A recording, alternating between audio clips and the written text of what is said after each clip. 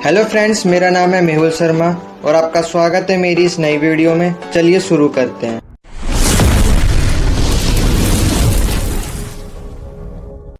दोस्तों, आज हम देखने वाले हैं पर्सनालिटी एंड डेवलपमेंट का क्वेश्चन पेपर और साथ ही हम उनके आंसर्स भी देखेंगे।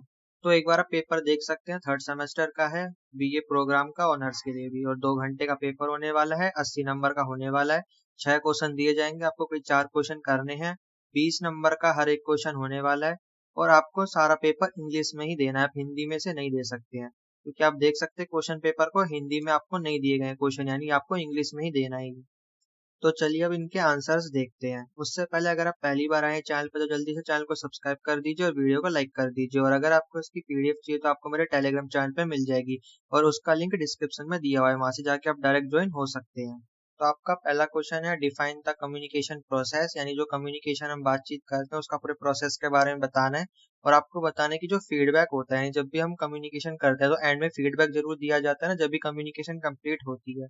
तो वो जो फीडबैक है उसकी क्या इंपॉर्टेंस है उसके बारे में आपको बताना है। और देखिए, इसको ना मैं पहले अपनी जो मैंने बिजनेस कम्युनिकेशन करवाया है, कम्युनिकेशन इन एवरीडे लाइफ करवाया है, कम्युनिकेशन इन प्रोफेशनल लाइफ करवाया है, तो उसमें जो कम्युनिकेशन की डेफिनेशन है वो सेम ही रहती है। हर बार क्वेश्चन ही सेम पूछा जाता है कि कम्युनिकेशन का प्रोसेस क्या है ना, फीडबैक की इंपॉर्टेंस क्या है। तो ये क्वेश्चन मतलब सब पेपर में सेम ही पूछा जाता है। तो अगर आपको इसको डिटेल में जानना है तो आप मेरी वो वीडियोस देख सकते हैं ना, बिजनेस कम्युनिकेशन की या प्रोफेशनल लाइफ वाली।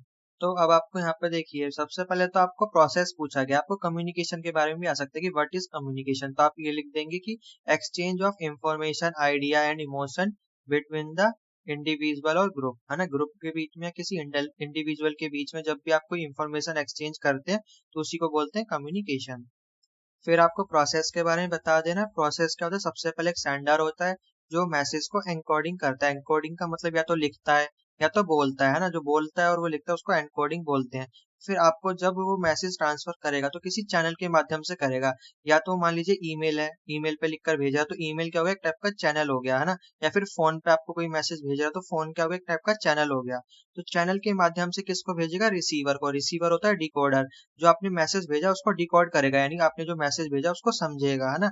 फिर आपको क्या देगा, फीडबैक देगा। और जब वो फीडबैक देगा, जब फीडबैक सेंडर तक पहुंच जाता है तो ये जो कम्युनिकेशन है ये कंप्लीट हो जाती है। और देखिए, फीडबैक इसलिए जरूरी होता है क्योंकि जो सेंडर है, जो मैसेज भेज रहा है, उसको पता चल जाता है कि जो उसने मैसेज भेजा है वो रिसीवर तक अच्छे से पहुंच चुका है। तो फीडबैक उसको मतलब ये समझाने में हेल्प करता है। अब मान लीजिए आपने फोन पे किसी से बात करी, अब उसने फिर आपको बदले में रिप्लाई दिया, यानी फीडबैक दिया, तो आपको पता चल जाए कि हाँ, जो मैंने बोला सामने वाले ने समझ लिया है उसको। तो जो फीडबैक होता है ना, कम्युनिकेशन को कंप्लीट करने में हेल्प करता है। बिना फीडबैक के जो कम्युनिकेशन है वो कंप्लीट नहीं हो सकती है। और देखिए, सामने वाले को फीडबैक देना जरूरी होता है। अगर आप फीडबैक नहीं देंगे तो सामने वाले को लगेगा कि आप उसे इग्नोर कर रहे हैं। तो जो फीडबैक होता है ना, रिलेशनशिप को भी बनाए रखने में हेल्प करता है। एग्जाम्पल के लिए, जैसे कि आप इंस्टाग्राम चलाते हैं, कोई आपका जो दोस्त है आपको रील वगैरह भेजता है, अगर आप उस पर रिएक्ट नहीं करेंगे तो जो सामने वाला है वो गुस्सा हो सकता है, नाराज हो सकता है ना। उसको लगा कि आप उसको इग्नोर कर रहे हैं। तो जो रिलेशनशिप है ना उसको मजबूत करने के लिए भी फीडबैक देना जरूरी होता है। अगर आप फीडबैक नहीं देंगे तो सामने वाला आपसे नाराज हो सकता है ना। तो फीडबैक इसलिए भी इम्पोर्टेंट होता है। और देखिए, जो फीडबैक होता है ना वो इसलिए भी इम्पोर्टेंट होता है ताकि उससे पता चल सके कि जो कम्युनिकेशन हुई है वो इफेक्टिव कम्युनिकेशन हुई है। इफेक्टिव कम्युनिकेशन का मतलब है कि जो सेंडर ने रिसीवर को मैसेज भेजा है तो रिसीवर ने उसकी बात को ध्यान से सुना और फिर उसका फीडबैक दिया है ना। फीडबैक देने से ये पता चल जाता है कि जो कम्युनिकेशन हुई है वो इफेक्टिव तरीके से हुई है, मतलब दोनों ने एक दूसरे की बात अच्छे से सुनी है। और देखिए, जो फीडबैक होता है ना, कम्युनिकेशन की जो पूरी साइकिल होती है सेंडर से लेकर रिसीवर तक और चैनल तक, तो जो फीडबैक होता है ना ये पूरी साइकिल को कंप्लीट करने का काम करता है। अब आपका अगला क्वेश्चन है, discuss kinesis as a form of non verbal communication and explain at least 5 elements. तो देखिए, जो काइनेसिस होती है वो नॉन वर्बल कम्युनिकेशन के लिए काफी ज्यादा जरूरी होती है। तो देखिए, आपको वर्बल और नॉन वर्बल कम्युनिकेशन तो पता ही होगा, है ना। वर्बल में क्या होता है, जब आप किसी को बोलकर या लिखकर कम्युनिकेशन करते हैं। और नॉन वर्बल कम्युनिकेशन में आप कोई भी सामने वाले के साथ डायरेक्ट कम्युनिकेशन नहीं कर रहे होते हैं। सामने वाला आपका बॉडी पोस्चर देखता है, आपका गेस्चर देखता है, आपका जो फेस का एक्सप्रेशन है वो देखता है। तो इसकी जो स्टडी होती है ना, study of body movement, gesture और फेशियल एक्सप्रेशन, इसी को काइनेसिस बोला जाता है। तो देखिए, जो काइनेसिस है वो नॉन वर्बल कम्युनिकेशन का एक क्रूशियल एक्सपेक्ट है, क्योंकि नॉन वर्बल कम्युनिकेशन में क्या होता है कि आप सामने वाले के साथ डायरेक्ट कम्युनिकेशन नहीं कर रहे होते हैं। जो सामने वाला बंदा है ना वो आपकी बॉडी लैंग्वेज को देखता है। और अब आपको यही बताने, कोई 5 एलिमेंट बताने काइनेसिस के। तो सबसे पहला और मेन है फेशियल एक्सप्रेशन। तो देखिए आप जब भी किसी से बात करते हो तो आपका फेस पे कैसा एक्सप्रेशन है तो वो सबसे ज्यादा मैटर करता है। अगर आप खुश होके कोई बात करेंगे तो सामने वाला भी खुश हो जाएगा, है ना, एक पॉजिटिव इन्वायरमेंट क्रिएट होगा। लेकिन वहीं अगर आप दुखी हैं, उदास है, आपका जो चेहरा है वो लटका हुआ है, तो आप सामने वाले के साथ जो भी बात करेंगे तो सामने वाला भी दुखी हो जाएगा, उदास हो जाएगा। तो जो आपका फेस का जो एक्सप्रेशन है ना वो कम्युनिकेशन करते वक्त काफी मैटर करता है। और अगला होता है गेस्चर। गेस्चर मतलब होता है इशारे करना। आपकी हाथों की मूवमेंट कैसी है, पैरों की मूवमेंट कैसी है, आपकी जो आंखें हैं उनकी मूवमेंट कैसी है, बोलते समय आप कहाँ पर देख रहे हैं, तो वो सब चीजें गेस्चर में आ जाती हैं। अगला होता है पोस्चर। यानी जब भी आप कम्युनिकेशन कर रहे हैं कि आप बैठ कर रहे हैं, खड़े होकर कर रहे हैं, बैठे हैं तो कैसे सीधे बैठे हैं ना टेढ़े बैठे हैं, तो वो पोस्चर में आ जाता है। यानी जो बॉडी का आपका पोस्चर कम्युनिकेशन करते टाइम कैसा है ना, तो बॉडी का पोस्चर भी आ जाता है। मान लीजिए आप कम्युनिकेशन कर रहे हैं तो आप बिल्कुल स्ट्रेट होके सीधे होके बात कर रहे हैं, तो इससे आप कॉन्फिडेंस लगेगी कि हाँ जब आप कम्युनिकेशन करें कि आप बोलने में कॉन्फिडेंस है। वहीं पर अगर आप थोड़े झुक कर बैठे होंगे, है ना, थोड़े मतलब हिचकिचा रहे होंगे, हिल रहे होंगे, तो इससे पता चलता है कि आपको मतलब कम्युनिकेशन में कोई इंटरेस्ट नहीं है, या फिर आप जो आपका कॉन्फिडेंस है वो भी लो है। अगला है आई कांटेक्ट। तो कम्युनिकेशन करते वक्त आई कांटेक्ट होना काफी ज्यादा जरूरी होता है। अगर आप बोल कहीं रहे हैं, देख कहीं और रहे हैं, तो इससे कम्युनिकेशन बिगड़ सकती है। तो अगर आपको इफेक्टिव कम्युनिकेशन करनी है तो आई कांटेक्ट मेंटेन करना जरूरी होता है। और अगला होता है बॉडी का मूवमेंट।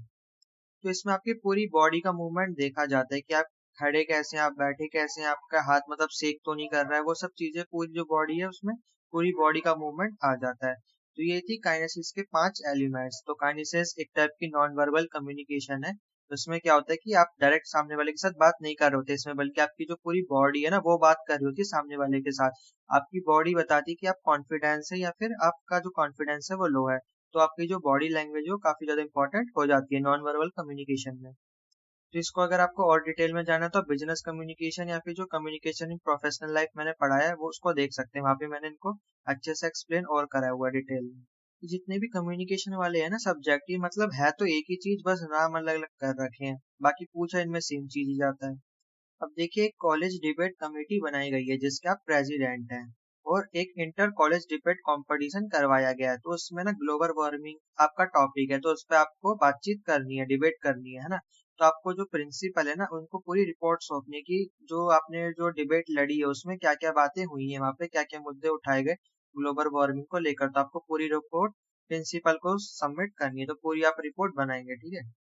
तो देखिए रिपोर्ट दो तरीके से बनाई जा सकती है, या तो एक बार डब्बा खींच लीजिए फिर उसमें रिपोर्ट बनाइए, या फिर बिना डब्बे के भी एक लेटर फॉर्मेट के टाइप पे रिपोर्ट आप बना सकते हैं। तो सबसे पहले आप सब्जेक्ट डाल दीजिएगा, फिर डियर प्रिंसिपल, जो भी आपका जो प्रिंसिपल का नाम है वो सब डाल दीजिएगा। फिर डायरेक्ट अपनी रिपोर्ट आप यहाँ से स्टार्ट कर सकते हैं ना, जो जो मेन बॉडी होती है वो लिखना आप यहाँ पे स्टार्ट कर सकते हैं।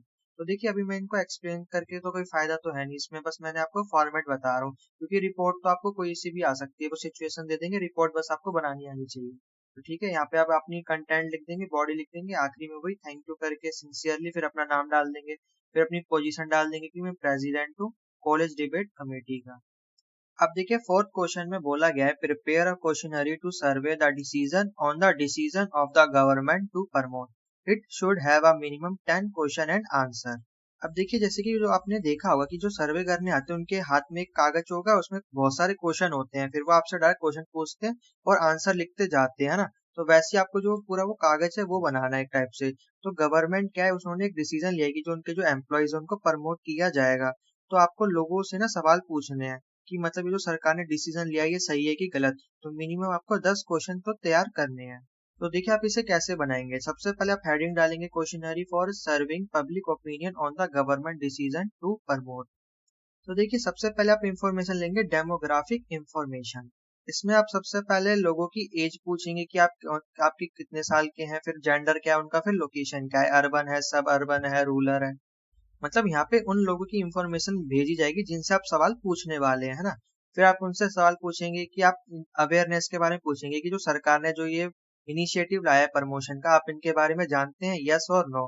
फिर जो सामने वाला आपको जवाब देगा यस या नो, तो फिर उस पर आपको टिक लगा देना है। तो आपको तो बस ये क्वेश्चन बनाने, आंसर तो सामने वाला देगा, ठीक है। और यहाँ पे आप अपनी मर्जी से आंसर लगा सकते हैं, है ना, क्योंकि यहाँ पे आप पेपर में तो आपको आप किसी से पूछ नहीं रहोगे, आपको ही क्वेश्चन पूछना है, आपको ही आंसर देना है। तो क्वेश्चन भी आप सेम ही बनाएंगे, और जो ये ब्रैकेट मैंने दिए ना ये इसमें आपको टिक अपनी मर्जी से लगाना है। वो आपके ऊपर, आप किसी पे भी लगा सकते हैं, यस पे और नो पर, ठीक है। फिर आप अगला सवाल पूछ सकते हैं अंडरस्टैंडिंग के ऊपर, कि आप जो ये मतलब गवर्नमेंट जो ये लाई है इनिशिएटिव, इसके बारे में ये कैसी है, अच्छी है ना, न्यूट्रल है, समवट वेल है, नॉट वेरी वेल है ना। तो इस पे आप कोई से भी टिक लगा सकते हैं। वो मतलब आप ही को क्वेश्चन बनाना है और आप ही को टिक लगाना है, उसके आंसर भी आप ही को देने हैं। फिर आप इफेक्टिवनेस से रिलेटेड क्वेश्चन पूछ सकते हैं, कि जो सरकार जो ये इनिशिएटिव लाई है काफी ज्यादा इफेक्टिव है कि नहीं है, यस नो, है ना, अनश्योर। तो इस पे भी आपको टिक लगाना है। फिर इम्पैक्ट से रिलेटेड आप क्वेश्चन पूछ सकते हैं। अब जैसे क्वेश्चन लिखा हुआ है ना, how do you think this promotion initiative will impact your community और रीजन, तो इसका आंसर भी आप ही को लिखना है। क्वेश्चन मार्क है ना, इसी के नीचे फिर आंसर लिखकर आपको इसका आंसर लिख देना है, ठीक है, कि यस और नो, ऐसे करके आप आंसर लिख सकते हैं। फिर अगला क्वेश्चन हम प्रायोरिटी में पूछ सकते हैं, आप लोगों का ओपिनियन जान सकते हैं कि आपको क्या लगता है कि जो गवर्नमेंट ये जो लाई है इनिशिएटिव, किसी पर्टिकुलर एरिया के लिए लाई है, मतलब अमीरों के लिए लाई है, गरीबों के लिए लाई है, एक पर्टिकुलर लोगों के लिए लाई है, तो आपका ओपिनियन क्या है, तो ये सवाल आप पूछ सकते हैं। फिर 7 क्वेश्चन में आप कंसर्न पूछ सकते हैं। फिर आप लोगों से अल्टरनेटिव सोल्यूशन पूछ सकते हैं, कि अगर गवर्नमेंट जो ये लाई है प्रमोशन, है ना, जो इनिशिएटिव लाई है, इसके अलावा भी कुछ और गवर्नमेंट को लाना चाहिए, है ना। कम्युनिटी इन्वॉल्वमेंट पूछना चाहिए, कि आप इसका सहयोग कर रहे हैं, आप इनमें इन्वॉल्व है कि नहीं है। फिर ओवरऑल ओपिनियन आप पूछ सकते हैं। तो ऐसे करके आप 10 क्वेश्चन आप यहाँ पे लिख सकते हैं और लोगों से पूछ सकते हैं। लेकिन वहां पे पेपर में आंसर भी आप ही को लिखना पड़ेगा, ये क्वेश्चन लिखकर फिर इसके आंसर भी आप ही को लिखना है, यस और नो करके, ठीक है। लेकिन देखिए मेरे ख्याल से तो ये वाला क्वेश्चन टफ होने वाला है, तो 6 क्वेश्चन में से कोई 4 क्वेश्चन करने हैं, तो आप इस वाले क्वेश्चन को स्किप कर सकते हैं, दूसरा क्वेश्चन कर लीजिएगा इसको छोड़कर। अब अगला जो 5th क्वेश्चन है, उसमें आपको डिफरेंशिएशन बताना है फॉर्मल और इनफॉर्मल कम्युनिकेशन का। फिर आपको बताना है एडवांटेजेस और लिमिट्स, यानी डिसएडवांटेजेस क्या है ग्रेप वाइन के। ग्रेप वाइन एक टाइप का इंफॉर्मेशन नेटवर्क होता है, इसको मैं भी और अच्छे से समझाऊंगा। और इसके कितने टाइप होते हैं इनफॉर्मल कम्युनिकेशन के, वो आपको बता देना है। अब देखिए फॉर्मल कम्युनिकेशन और इनफॉर्मल कम्युनिकेशन, ये तो आप जानते हैं, ये औपचारिक और अनौपचारिक कम्युनिकेशन।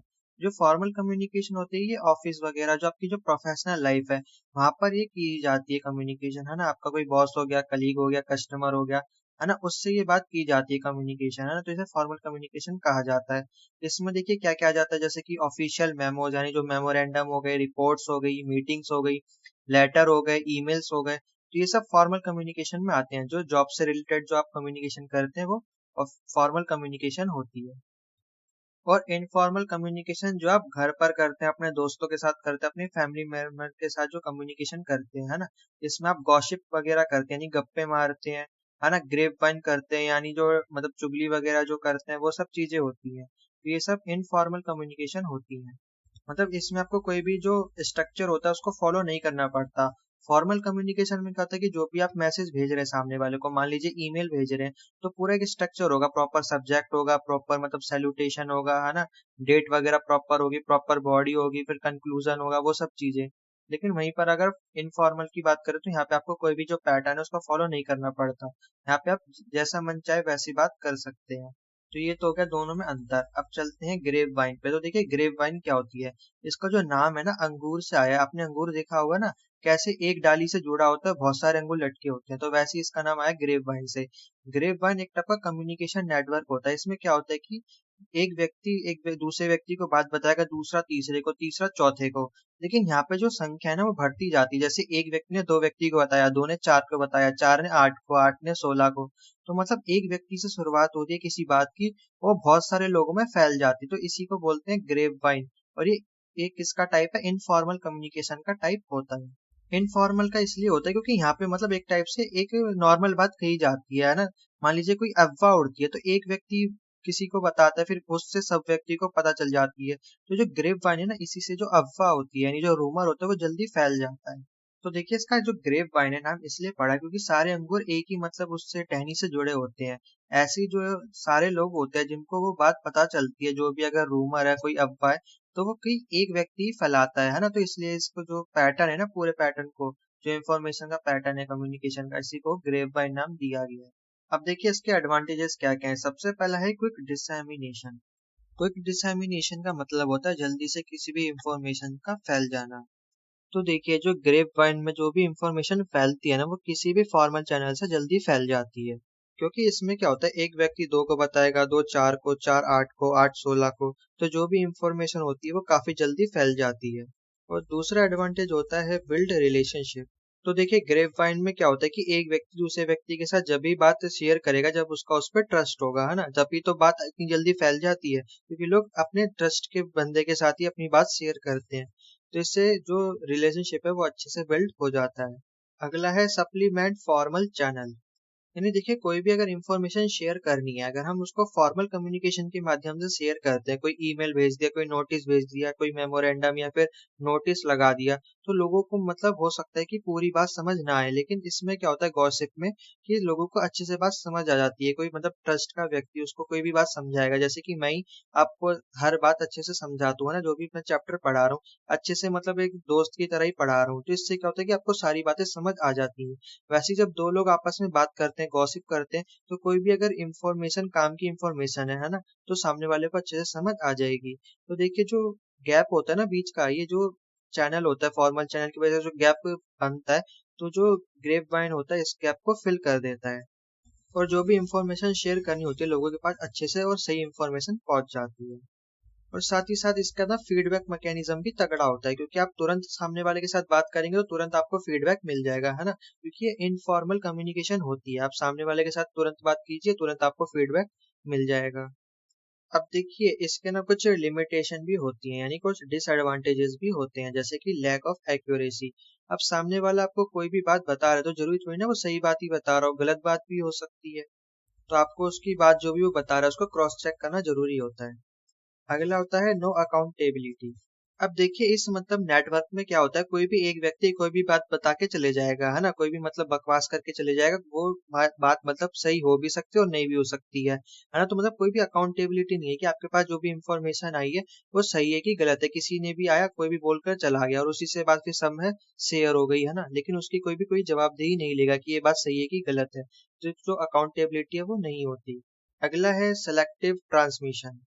अब देखिए जो भी इंफॉर्मेशन शेयर होती है ना वो काफी सेलेक्टिव होती है, यानी एक व्यक्ति दूसरे व्यक्ति को बताएगा, फिर दूसरा तीसरे को बताएगा, लेकिन उसी को बताएगा जिस पे मतलब उसका ट्रस्ट है, एक अच्छा रिलेशनशिप है, तो उसी को बताएगा, है ना। ऐसे थोड़ी ना रात चलते किसी को भी बताता फिर कोई भी इंफॉर्मेशन, है ना। तो मतलब एक सेलेक्टिव ट्रांसमिशन होता है। तो अब देखिए ऐसे में क्या होता है कि जो कुछ जो एम्प्लॉयज होते हैं, मतलब जिनका कोई नहीं होता, जो मतलब सिंगल होते हैं या फिर इंट्रोवर्ट होते हैं, जिनसे कोई बात नहीं करता, तो ऐसे में उनको इन्फॉर्मेशन मिलना रह जाती है, और ऐसे में फिर वो कोई गलत एक्शन ले सकते हैं या कोई गलत काम कर सकते हैं, मतलब अगर वो टाइम पे उनको इन्फॉर्मेशन ना मिले तो। और अगला है रूमर एंड गॉसिप।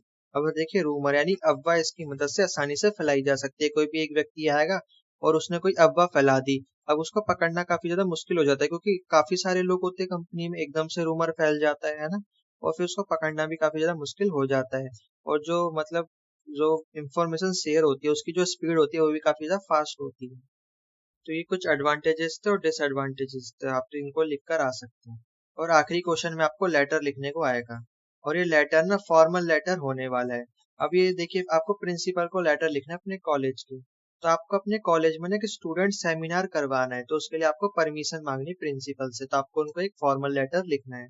तो अपने प्रिंसिपल को लेटर तो आप बचपन से लिखते आ रहे हैं, तो वही आपको एक बार और लिख देना है, हाँ?